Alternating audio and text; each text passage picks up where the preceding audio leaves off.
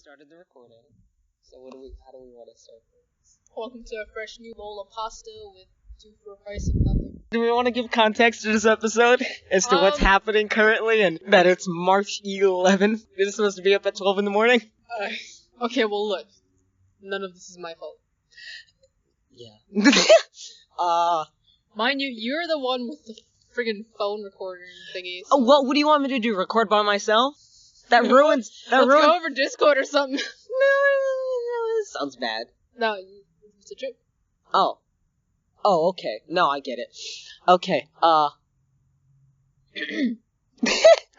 Okay, I'm gonna start this out from just saying where we are. It is March 11th, upload day. It's supposed to be up at 12 in the morning, and we had put out a couple dates for us to record, and it was like, okay, cool. Nope, that doesn't work for, production manager person. Okay, no, that doesn't work for me. Oh, no, that doesn't work for fuck. And then... Hello and welcome back to Two I'm Cake. I'm Blue. Welcome to... And I have a beep to put in. That's how my life's going. We were gonna record some other days. It didn't end up happening. Basically, nothing was going well. Our recording dates were being pushed back, and, we just finally decided, you know what, let's just wait till our after-school activities are done and just record after school. And we are now currently sitting in our school's, track field. / football yard? Yeah. And sitting on a tire. On a tire. Just chilling. It's quite pleasant, actually, because there's a nice building, some mountains, nice fucking sun, and it rained recently, like, really hard, and, there's not many clouds, so... we have nice in the distance. Different friends just scattered around, walking. There's one. Hello! Please don't come near, we're recording. Please don't come near, we're recording something. God damn. I have 2 toilet stories. I have a weird samurai anime to discuss, so alright, you go first. Fantastic. First toilet story, it happened, I think, earlier this month? Last month, maybe, but in our school's theater, because we do acting at our school and stuff, in our school's theater, there was, one of the toilets got clogged in the boys' dressing room, and that was for like a week and a half, and it finally got unclogged, and our director / the drama teacher, I needed to use the restroom, and he was like, hey, if you go in there, be careful. He was lecturing me. He was like, blah, blah, blah, because it's you guys that clogged the damn toilet. And I'm like, yes, that's fair and very true. So I go in there, and I see the toilet, and obviously I don't want to get AIDS, so I put a layer of toilet paper down on the seat, so I can sit down, because I don't trust myself peeing standing up. I finish, I do my business, and I throw the toilet paper in, and it's like 3 layers of toilet paper to surround the seats, and then enough to clean, and then I throw it all in, flush. Go to reach down to get my pants, I look up, and all the shit and all the piss is gone, but the toilet paper is stuck in the plumbing. And oh my god, now it's risen back up, and if I flush it again, it'll get stuck guaranteed. So what do? I have 2 options here. I either get yelled at by our director, or I reach in there and I grab it and I throw it away. Please don't tell me. Did you actually do it? And then the other toilet story that I have is basically this one. No.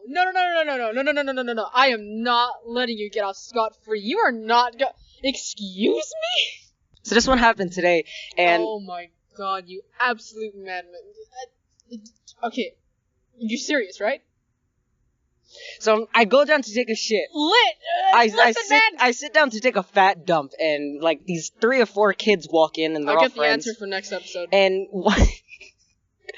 and one goes to a urinal. I hear his friend go, "Man, you got a tiny ass dick." And he says, "It's one would insult a man's pride." And he says, "That's not what your mom said last night." Like middle schoolers. And then another one goes into the stall to take a dump, and he's like, "Oh, there's just toilet paper with a little bit of blood on it." And all the guys go, "Oh!" And I chime in, "What? You don't bleed out of your cock? Laughter and then silence. Thus is life. Okay.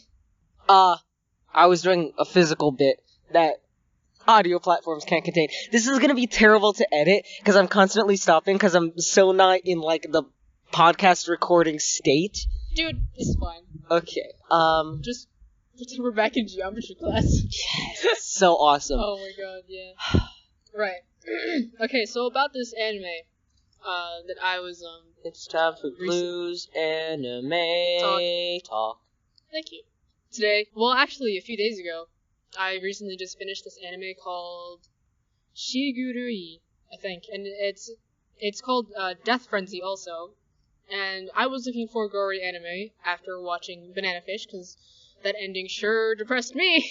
Wow, yeah, no, I'm not kidding. I missed a day of school because of it, because I didn't. It's not that I didn't like the ending. It's just it was so realistic in terms of the fact of life. Is that the one you were crying about on your story in all caps? Yep.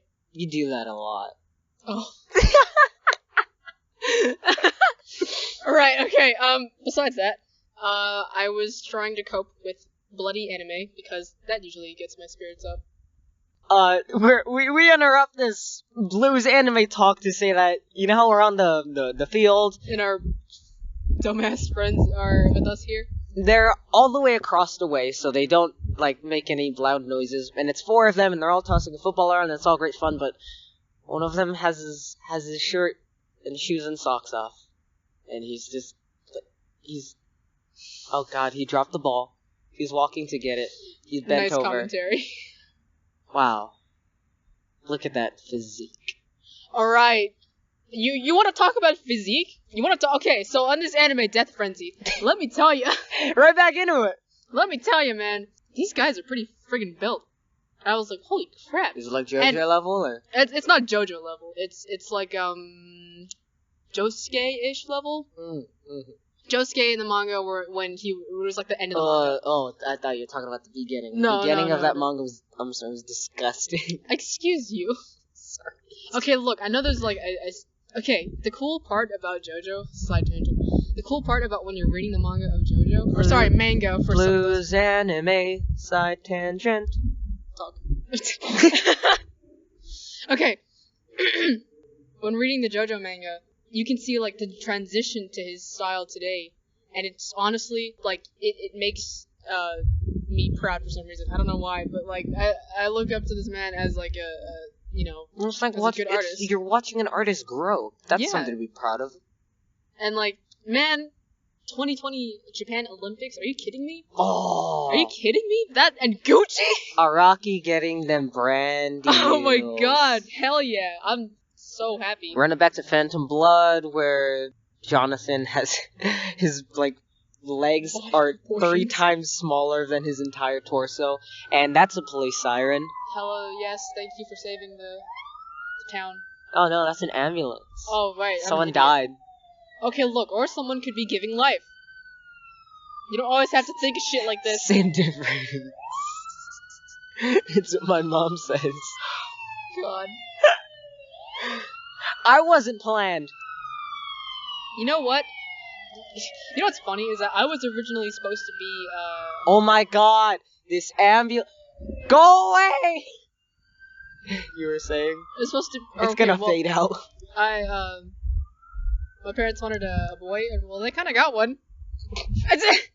I'm feminine sometimes, but I mean, Me too. I feel that. Okay, right. Back to was it Blood Frenzy? I legit don't remember the name. Because for me, or Death Frenzy. Yeah, no, it's this anime. Okay, it's not a bad anime in any terms. But what I dislike about it is these sort of like cut off at the end and the time jump, because some things aren't really explained, and that's like the only complaint I have. Some of it's like freaking weird, like. I'm slowly slipping into this tire, but no, it's comfortable.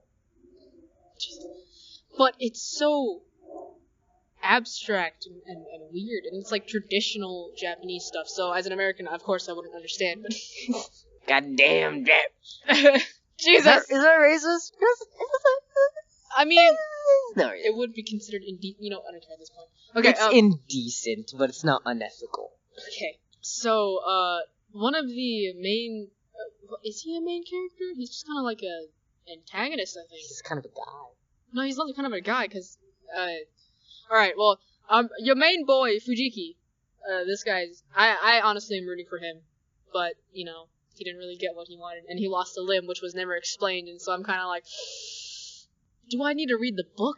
Because I don't really feel like reading a book. A novel? It's based on the first chapter of this novel, Also, you fucking zoom right. I don't want you to read your book. Okay, look. I'd rather read a manga. I thought it was a manga. How can you read this? Yeah, There are no manga. pictures. Alright, screw you. You know what? If I'm gonna make a Disney reference, I'm gonna do it. Oh, no, yeah, I get it. Gaston! No one's illiterate like Gaston. No one reads comic books like Gaston. No one eats booty cheeks like Gaston. Alright, I'm gonna stop you right there. Okay, so back to... Was it Death Prince? Yeah. So, I'm just gonna give the quick rundown. A lot of crazy shit happens. I mean, you know, Master Was it Kogan? Yeah, Kogan. Would it be funny if we time this? So that we have to, like, spit it really fast? Alright, listen, this isn't, JoJo's Bizarre Adventure Stardust Crusaders explained in 3 minutes. You have 30 minutes. Go. Are you kidding me? Okay, so... And go. Alright, fine then. Okay, so, well, Kogan's face got sliced in half, and you know how I got that spoiled? Because of friggin', was it Kiss Anime? I don't even know at this point. But it was like, hey, here's a thumbnail, and a spoiler at the same time. So, there's a spoiler for you. Oh, that was horrible of me. I'm very sorry. Go on, 3 minutes. Alright, fine! Alright, so it starts off with, Fujiki. He's in, like, this Kogan, kinda like, I don't remember. It's like a samurai style kind of thing, and it's really cool.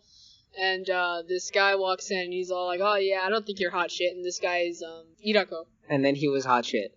Well, I mean, he legit was such a like he got his shit almost kicked in, and he was hiding up in like the ceiling basically. And they were like, let's teach him a lesson. And he's like, you know what? Nah, actually, can I like can you teach me your style? And then he surpassed Fujiki, which was supposed to be the successor to the Kogan style, and while being an asshole and a pompous prick, he basically he just wanted to ruin the Kogan style for no reason at all. And I feel like his motive for me wasn't powerful enough, I guess, but it's a pretty good anime. Not gonna lie, you're gonna just don't watch it around people because there are a bit of some sex scenes. All of it's consent, by the way. I think. I hope. Shit, man.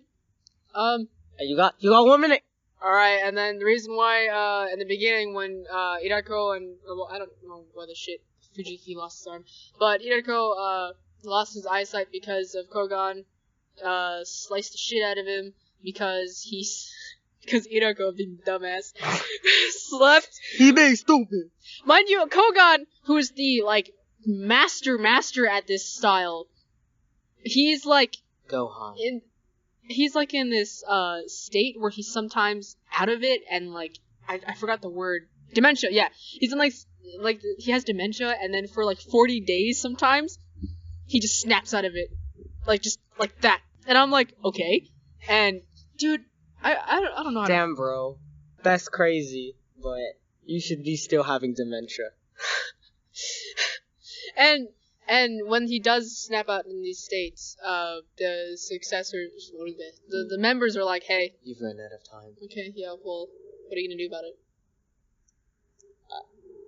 We don't really have any other topics to discuss, do we? Actually, I just realized something. What up?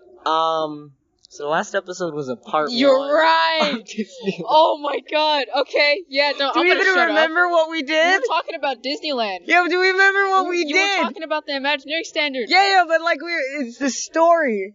Sometimes I feel like we should listen back on our episodes, but then again, I really don't want to hear. No, it's recording day. Okay. What do we do? You know what? Let's just okay, let's just go on a recap of what we did that day. All I remember is just you stopping me and Where did we leave Speaking off? of, dude, did you know that they're refurbishing the carousel? When? Dude, it's been a while. And I think it's gonna be like done in spring, I think. Oh well, I've been focusing on the Haunted Mansion because when they closed it down to turn it from the a Haunted Mansion Holiday into the normal Haunted Mansion, they're closing it for an extended amount of time so that way they can finally give it that refurbishment it needs, and it's gonna be closed for a little bit.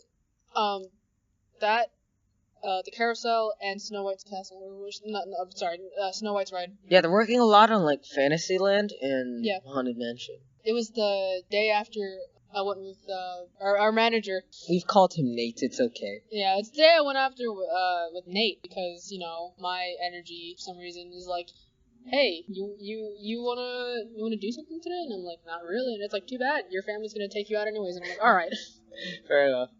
And we went, and it was so crazy because I just legit just saw like a big ass tarp over the carousel and Snow White's castle, even though yesterday I just saw it in its normal state, and I was like, whoa, okay. Whoa. So I was thinking back on where we were, and we got to the point where it was like midday, but nothing really happened throughout the day until we got around nighttime into Phantasmic. Dude, actually, remember that post I made where I was crying? Yeah. I cried 3 times? Yeah.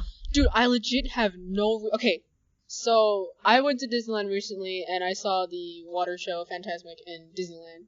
It's not just one. I'm sorry. It was beautiful. And I saw the show, and if you were holding me at gunpoint and asking me why I cried 3 times at Phantasmic, I would say, man, hell if I knew. Just pull the trigger. And I legit My don't ancestors are smiling upon me. Can you say the same? Right, and I was sitting there. I was like kind of sitting in my mom's lap, and for some reason I was just so emotional, given my name Blue. And I cried in like the sort of beginning. I could only give like what I think I cried for, because I think I was just resonating on back with the memories that I made together with my family and my new family. Salute. I'm talking about you and Nate, dumbass. Well, to be fair, we're retarded. Okay, look, you guys may be stupid at some times, but there can be some pretty wholesome moments that make me remember why I'm friends with you guys. Oh, speaking of what happened today, okay, Oh let's finish Disneyland because Yeah. we're almost done. And what happened with you crying? That's basically what happened with you when we last went. In the story we were talking about, except you hadn't been there for like 2 years. Yeah. Well, so I'm standing there. We get like we got a pretty good spot, huh? Oh yeah, it's because we without even knowing it, we accidentally walked into the reserved area, and I only realized it after we were in there. I was like, oh, I'm not gonna leave. Yeah, me too. I don't even know that. And so we were just standing there, and it starts, and it's just me and Blue. And oh my god, throughout the show, I look over and I just see she starts crying, and I don't know what to do. I'm like, I mean, me too, bro, but you good? And then it ends, and then I'm singing, and I appreciate Phantasmic so much, coming from the perspective of 2 people that do theater. Yes. Oh my god. Like, everything has to be perfect, especially for Disney. Everything has to be perfectly timed. Like any theater production, sometimes things are gonna go wrong, Oh, and it's yeah. not like a film where you can say cut, go Yeah. back. It's on stage. This is live. This is happening right now. And you either improv your way out, or you look like an absolute dumbass. Depending on how well you know the material and how good you are, that's what happens. Speaking of, remember? Harvey? Not even Harvey. For On the Razzle, the play that I was in, I was one of the leads. I was Christopher. Okay, so our director had given us a bit where Mr. Weinberl throws things, and I have to catch them. Like, he's throwing things behind them, and mind you, I'm sorry if you hear this, but Weinberl, you suck at throwing things sometimes. And in the bags that he was throwing apples, and oranges, like just things, and then it was a bag of Captain Crunch, and it kind of greased the bottom of the bag. So he threw it back, and while he threw it, I think my hand and his combined made the tear in the bag. No, I wasn't there for that, because I joined in the company after that show. And so, well, okay, my bad. Okay, so my hand catching the bag ripped the hole even bigger, and Captain Crunch flew just absolutely everywhere on the floor. How obvious was it? It was very... dude, I kid you not, like, there was a time where Winebro threw something, and it was out of my reach, like, very, very, very, like, adjacent from where I was. And it splattered once it hit the stage. Oh, no. What did you do? What did you do to cereal? Okay, so about the cereal, I legit screamed, "Mr. Winebarrel, you're making a mess!" And he legit shouted over his shoulder, "Sorry!" And I had a broom, and I threw it to him, I think, or well, he grabbed it. And he just started sweeping while I began putting everything away, because it was at that time. Yes! And yes! And then, so, why we were sweeping it and why we had to do all these things and quickly put stuff away is because in the play we're supposed to do that because one of the other other protagonists comes in and he's our boss. So we have to make things look presentable. And so, legit, we didn't get all of the Captain Crunch, and when you hear him just jangling out on stage with his spurs, you can hear and everyone, oh my god. So funny. Everyone started laughing, kind of, when I started screaming, "Mr. Winebro, you're making a mess," and I was like, well, at least they enjoyed it. Okay.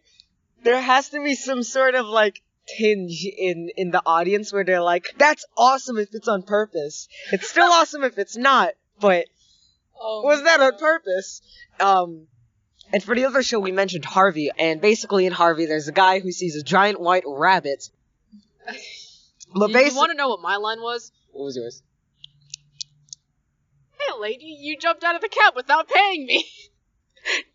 Nice. And I make this joke because I was the cab driver in the play, and we joked that Harvey, among other characters, are like strong, powerful, kind of like stand users. Meanwhile, I'm the strongest because I'm the only one in the entire play, a man who Vita, one of the protagonists, who's trying to get rid of Harvey. Basically what she is trying to do is she wants her life to be normal, and she sort of resents the guy who sees Harvey, the Puka.